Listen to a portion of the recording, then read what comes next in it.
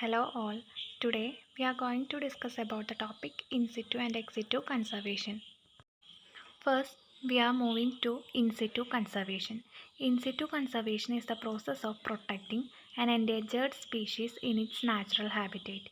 It involves the conservation of total ecosystem in protected areas. And in situ conservation is important because it preserves the natural ecosystem and habitat of endangered species, allowing them to continue and thrive and reproduce in their natural environment. Examples of in situ conservation include national park, wildlife sanctuaries, biosphere reserve, preservation plot, and western heritage sites. The first example of in situ conservation is the national park. National park are the area which is set aside for the protection and conservation of outstanding natural flora, fauna, geological form, and natural sceneries. The things which are prohibited in national parks include hunting, killing, capturing animals, deprivation of habitat for any wild animals, grazing of livestock. Iravikulam, Silent Valley, Periyar, Pambadu Shola, Madhikattan Shola are the examples of national park. Wildlife sanctuaries are another example of the in situ conservation. Wildlife sanctuaries is an area set apart for the preservation of wildlife under natural conditions. Things which are prohibited in wildlife sanctuaries include killing, hunting, removal or exploitation of wildlife or producers from the sanctuary. Requires the recommendation of State Board for Wildlife.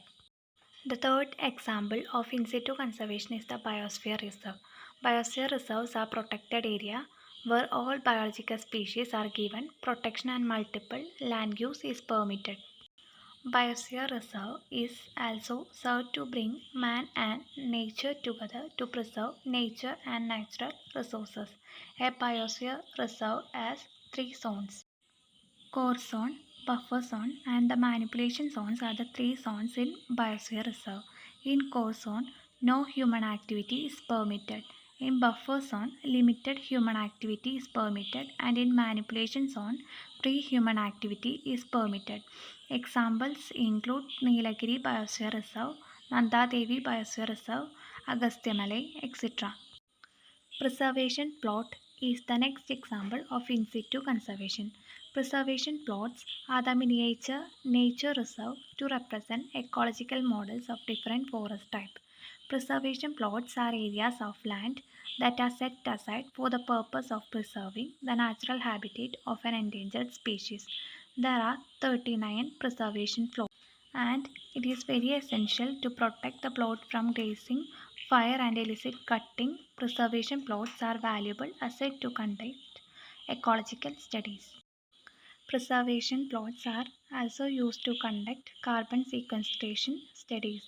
It also can be found in a variety of locations including national park, wildlife refuges and other protected areas.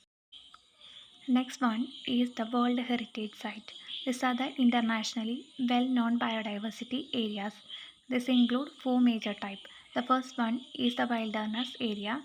These are the area which are large areas protected less strictly than biosphere reserve. Another is the natural monuments. These are the small areas selected to protect natural monuments and their surrounding areas.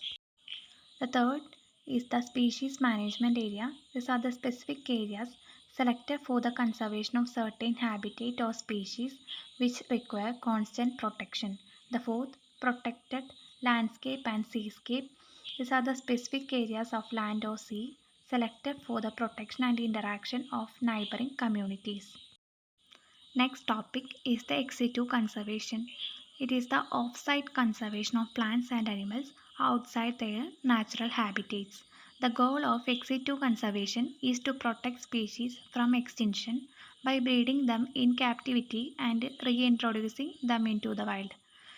Ex situ conservation is not always successful and can be expensive and difficult to manage. Some examples are seed bank, gene bank, germplasm bank, tissue culture, botanical gardens, zoological park, pollen bank, aquarium, and DNA bank. Detailing the example. The first one is the seed bank. These are the stores in which seeds are preserved for conserving plant species.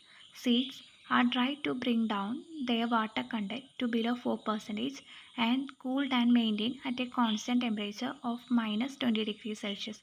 By this process, seeds are stored in the seed banks. Seeds which can withstand extremely low temperature and highly reduced water content are called the orthodox seed. Example is the International Rice Research Institute, Manila. Next one is the gene bank.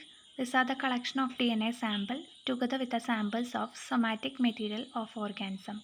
Gene banks preserve the stock of both seeds and vegetative material. For plants, this is done by vitro storage, freezing, cutting from plants or stocking the seeds. For animals, this is done by the freezing of egg and sperm in ecological freezer until further need. Next example, germplasm bank. These are established primarily concerned with the conservation of genetic material which may be lost through genetic erosion. Germplasm is a plant part from which new plant can be generated. By tissue culture and cryopreservation technique, most plants be maintained in a viable state for long period of time. Tissue culture.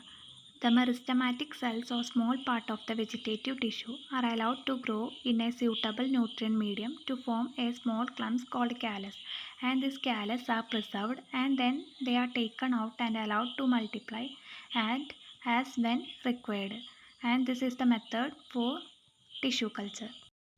Botanical garden is another example. Botanical garden is the garden dedicated to the collection, cultivation and display of a wide range of plants labeled with their botanical name. Wide range of plants are cultivated and conserved in the botanical garden. Examples include the Lal Park Botanical Garden, Bangalore, National Botanical Garden, Lucknow. Zoological Park. In Zoological Park, provide a confined space to the animal through small cages, paddocks, and fenced-in fields. The next, pollen bank. It stores the pollen grains in liquid nitrogen and it plays a vital role in crossbreeding. And this is all about the topic in situ and the ex situ conservation. Then we are dealing with another topic, keystone species. Keystone species are the species which have low abundance in community but have high significance and disproportionality, greater influence on the community or ecosystem as whole. Their presence or abundance play a vital role in controlling the relative abundance of other species. Some examples of the keystone species include the fig tree, starfishes, wolf, alligator. Then we can see how these examples are affected.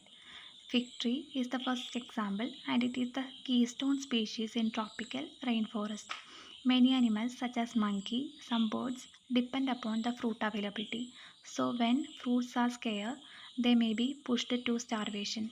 Fig tree produces fruits all year around. During extreme scarcity, fig tree provide fruits for survival of fruit-eating animals. Wolves are the keystone species and it is affected by the total loss of wolf and it causes an abnormal increase in the population of deers and some small herbivores. This is all about my topic. Thank you.